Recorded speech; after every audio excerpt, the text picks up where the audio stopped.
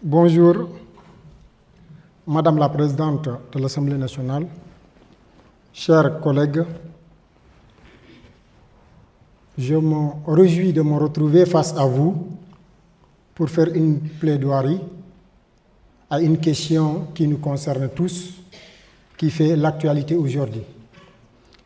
Le sujet consiste à savoir Afrique, un continent qui ne décolle pas malgré une abondance de ressources. Pourquoi cela?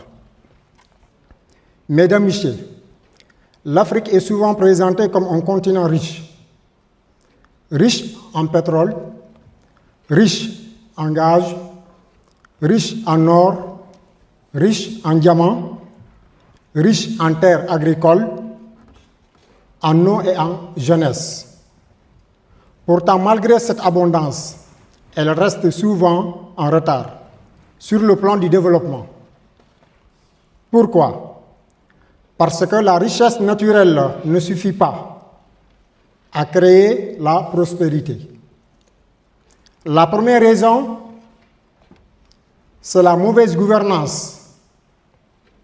Dans plusieurs pays, les ressources sont mal gérées, parfois accaparées par une minorité, au lieu de financer l'éducation, la santé, les routes, l'emploi.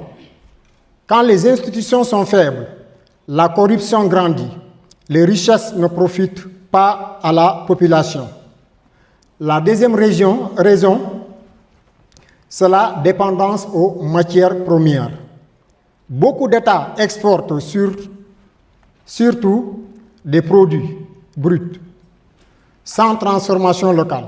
Cela signifie que la valeur ajoutée part à l'étranger, alors que l'Afrique pourrait créer plusieurs d'emplois et de revenus. La troisième raison, ce sont les conflits. D'ici là, il vous reste 30 secondes. D'accord. Ce sont les conflits, l'instabilité politique, n'est-ce pas? Les routes sont fermées, l'économie est ralentie. Donc, en quatrième raison, c'est la faiblesse des infrastructures et l'intégration régionale.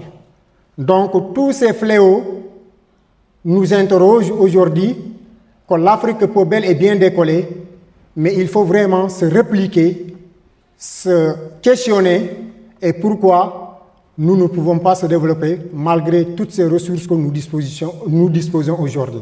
Donc, chers collègues, la question est ouverte pour chacun, comme je vous l'avais dit à l'entame de mes propos, de se poser des questions, à savoir comment nous devrons faire pour sortir dans cette gouffre que l'Afrique souffre aujourd'hui.